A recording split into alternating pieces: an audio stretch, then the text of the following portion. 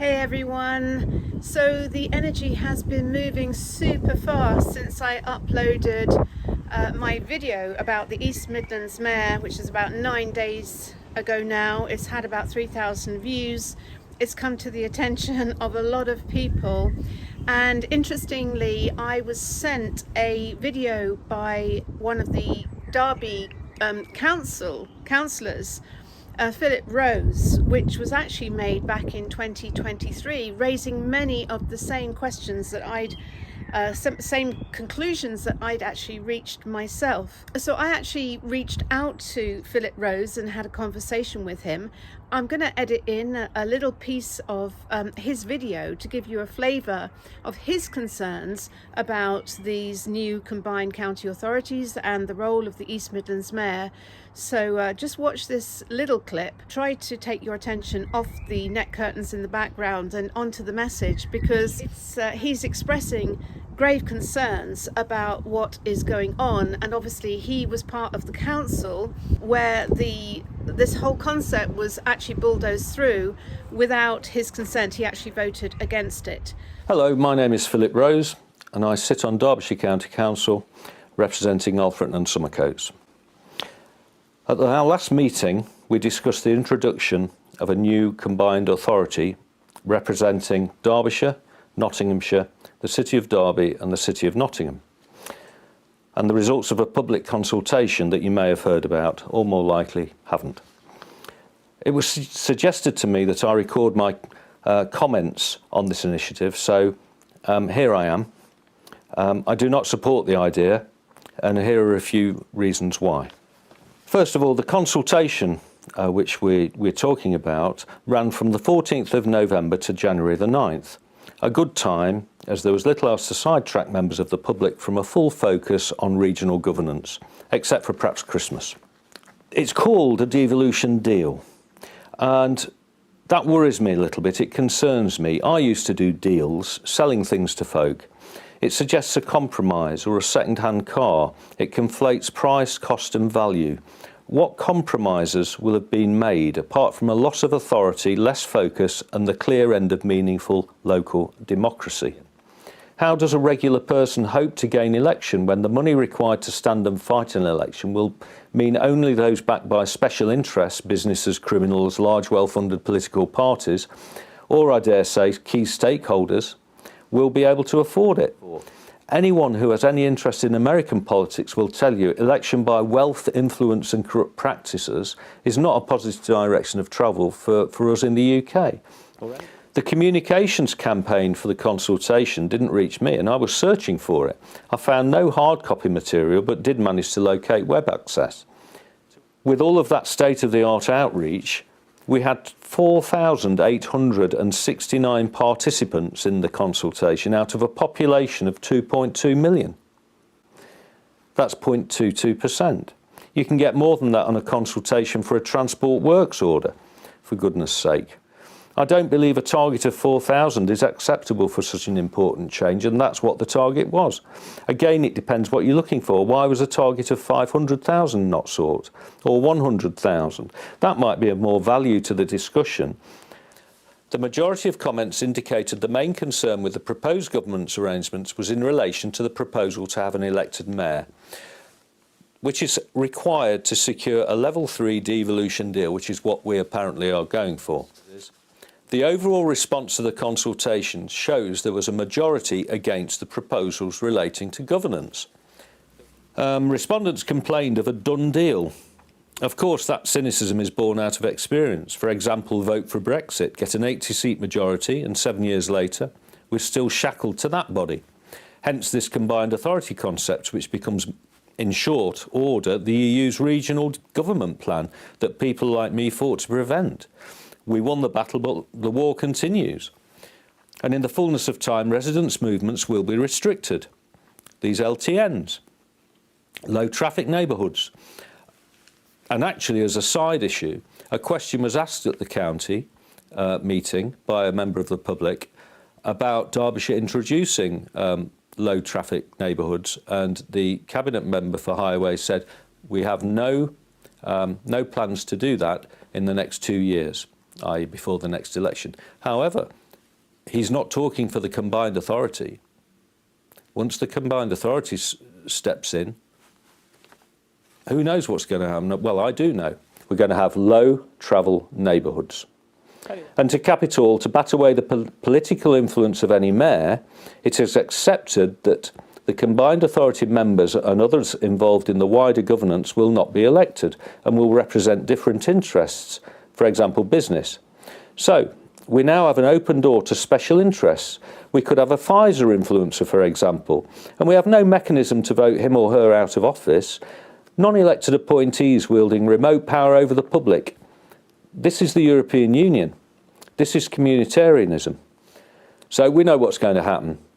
In the fullness of time, council tax will go up because we'll end up paying for the combined authority on top of Derbyshire County Council, on top of our district councils and our parish precept. So the public get one vote out of 2.2 million every 4 or 5 years, while the third sector bodies get a seat at the table. This is big government, not localism. We know big government does not work and is easily corrupted and is, of course, more distant from those under its control, the public. It is not about levelling up or regeneration. It's about gatekeeping and financial control by government through its own Sheriff of Nottingham, who will protect his own interests and those of central government and big business at the expense of the people of Derbyshire and elsewhere. Well, I'm still on the side of the people of Derbyshire. So I suggest we try and stop this abomination now. So I will put the clip to the whole of that video below here so that you can watch it. But that conversation with Philip Rose also led to a conversation with Alan Graves, who is also a councillor. He's part of Derby City Council, and he is also the mayor of Derby City Council. So I actually went to see Alan, and I also went to a Reform UK event last night, and I interviewed Alan, and it was a very interesting discussion because he was telling me that essentially the whole of the combined county authority concept was bulldozed through by the Conservative and Labour parties. There was no debate in the chamber, no one was allowed to discuss it. There was a public consultation, but everyone said that they didn't want it in that consultation, but nonetheless it was bulldozed through. And another interesting thing that I have learned is that actually the government has set up a whole framework for this new combined county authority to kind of parachute this new East Midlands mayor into. They've already apparently got a whole team of civil servants. They've already appointed an interim chief executive, and Alan's estimation is that it's going to cost £10 million a year just on the administration for this combined county authority and this East Midlands mayor role. And they're actually going to have officers, not just a physical office, but a team in each of the 4 constituent councils. So Derbyshire County Council, Derby City Council, Nottingham City Council and Nottinghamshire District Council. So it feels to be an incredible waste of money, when in fact actually at a time when really we should be reducing the amount of government, not putting in extra layers. So Alan Graves is very much standing on an I do not consent message. It's actually very parallel to the message which I came to the conclusion of in my East Midlands Mayor video. Okay, so I'm here in Riddings and I'm speaking to Alan Graves, who is standing for East Midlands Mayor on an I do not consent message to the people. And it's interesting because I only discovered about Alan after I'd made the How the East Midlands Mayor Could Really F Up Your Life video. So Alan, I just want to get you to explain, because you're part of the council and you actually voted against actually having an East Midlands mayor, but were shut down. So, Yes. So tell us a bit about actually what happened and how that was blocked, any kind of democratic decision around how this actually came to be in the first place. Okay, well, the process was I'm part of Derby City Council, and I was shut down from debate on the idea of the East Midlands mayor. We were not allowed to talk about the things we wanted to talk about.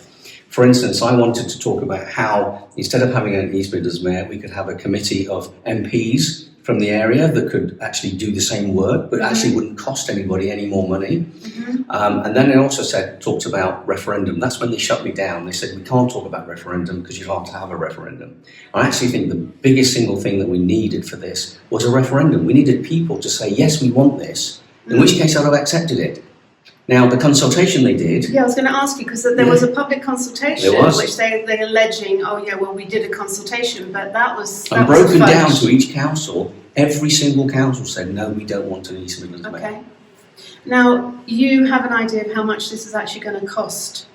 Because it seems like the government is handing this big pot of money, but it's not the case, is it? Well, there is a pot of money, Yeah. but the pot of money isn't new money. They always talk about new money and old money. The money is coming from different ministries in the government. So it's not new money, it's just money transferred from one bit to another bit. Yeah. So it's money that we would already expect to be using. But at the moment, a minister would normally spend that money, but they want this East Midlands mayor to spend that money. But it's going to cost 10 million, But right? the problem is the East Midlands mayor will cost money itself. Yes. Because it's another layer of politician, it's another layer of government. You were saying that they've already apparently appointed an interim chief executive. There may be 15 staff, 4 officers across all of That's them. I mean, right. it just seems like bonkers to me. They want that person to sit in there, and they will then be moulded into what they want them to do, what the government wants them to do. Yeah. I disagree with that. I actually think we shouldn't have that. I think if there is a new mayor, then I want to work towards abolishing the mayor, because people don't want it. So I think we should undo the legislation that's created this position, and let's go back to how we were. Yeah. Now, you are part of the Reform Party, I am. which essentially was kind of birthed out of Brexit, and it's like headed by Richard Tice. And some of those, that might be alarm bells for some people. So can you just kind of, just calm the nerves of people who may be having a slight reaction to you being reformed? Because from where I was standing, actually, if the objective is to collapse this whole thing, actually it isn't about political parties, it's about having that objective to say, put in a mayor who can then actually collapse the role itself. Well, what you've got to remember about Richard Tice is he wants to change the establishment. Whether you like him as a person or not, he wants to change the establishment, and that's very important in our society. We keep flip-flopping between Labour and Conservative, and they're Two cheeks of the same arse, exactly, as George Galloway absolutely. says. But fair play to Richard. I told him that I'm standing on the basis that I want to abolish the position, and he supported me. Yeah. And so he's actually supporting me through Reform UK, because we have freedom of choice, we have freedom of views, and he allows that. We are allowed that. Yeah. And So there's no whip within the reform. Absolutely. Which is unlike, because you were telling me about when the vote came through to bulldoze this through, that the Conservatives and Labour had got directives. They were directed You in have to how vote. to vote. You That's have right. to vote for it. And you can imagine that decision came not from those councillors in the council, it came from above. Yeah. So, Alan, when you are voted in as the East Midlands Regional Mayor, how are you going to collapse it? What are you going to do to actually, because you said there's a legal structure that's already been put in place. Yeah, there's a legal framework that government have created which creates this position of the East Midlands Mayor. There are already 9 regional mayors around the country. There are also 35 police and crime commissioners. That them themselves cost hundreds of millions of pounds in extra tax.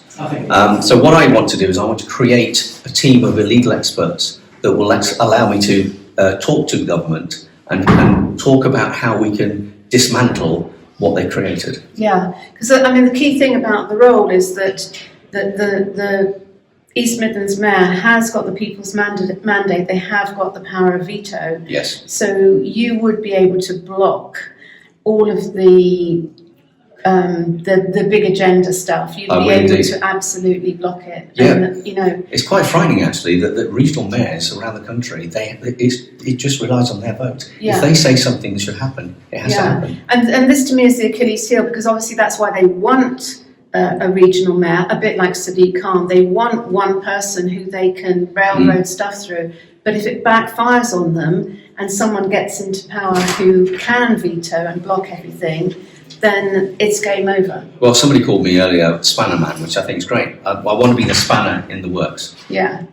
So, I mean, when I originally made that video, I was telling people to spoil that ballot paper, to write "I do not consent" across it. So this is an alternative option, to vote for Alan, who is the "I do not consent" candidate, because the way I see it, whatever we need to do, the key thing is that people go out and don't be complacent, because there probably is only going to be a 20% turnout for this election. So actually every vote is going to count. So I'd really encourage everyone who's got the right to vote, either vote for Alan, spoil your ballot paper, make a decision, but don't just allow the Con-Lab party. I think you said the Labour Party candidate has got is the favourite to win. Well, by the polls, yes. Market research. So it won't take much to upset the apple cart. So Absolutely. that's so I'm pleased to meet you, Alan, and thank you for getting in touch with me. Thanks very much. Okay. So I had a discussion with Alan. Now, he was saying that they are expecting that the turnout for the Combined County Authority elections on the 2nd of May, he was saying that the estimate was that only 20% of people would actually turn out for that election. So if you are one of those people who is on the electoral roll, you'll either fall into two camps. You'll either fall into the camp of you always vote and you're definitely going to go and vote, or you may be part of the 80% who, for whatever reason, have lost faith in politics, aren't interested, can't be bothered. So my message to you would be, if you are wishing to vote for a candidate, for a mayor, and you share our view that this is an incredible waste of money and a layer of government that is really unnecessary, that you vote for Alan, because it is his intention to collapse this infrastructure that the government has created and to reverse the legal framework which has been put in place by the government to support this Combined County Authority. Now, if you fall into the 80% who can't be bothered, who have done with politics, please don't remain silent. This is really important, because silence is like tacit consent. So if you disagree with what is going on, if you want to throw a spanner in the works, then my suggestion to you would be spoil your ballot paper. Rather than staying silent, the very best thing you can do is actually go in and write "I do not consent" across your ballot paper. If you don't want to vote for a candidate, if you don't want to support Alan, instead spoil your ballot paper and write "I do not consent" across the ballot paper. Now, if it's true that only about 200,000 people vote, then every vote is going to be crucial. And even the spoiled ballot papers are going to be crucial, because I've already written to the returning officer. I've already made my view clear that this is not a free and fair election. My view is that, as I said in my last video, in the video which was how the new East Midlands mayor could easily F up your life, I made it really clear the reasons why I believe that this is not a free and fair election. And from everything that I've heard from Philip and from Alan, the method that was used to bulldoze through this Combined County Authority and the East Midlands mayor concept through the council seems to me to be unlawful. Seems to me that they didn't follow protocols, that they just wanted to bulldoze it through, to make it happen. And for all the reasons I mentioned in my last video, my honest view is we need to throw a spanner in the works. So whether you vote for Alan, whether you spoil your ballot paper and write across it "I do not consent," let us, we the people, rise up and speak out and stop this insanity from unfolding. So that is my message to you. And please don't just stay silent on the 2nd of May. Please make your voice heard. It's we the people, we are the ones who need to stop this insanity from happening. Sending you lots of love from a very beautiful Good Friday, Easter in Bakewell.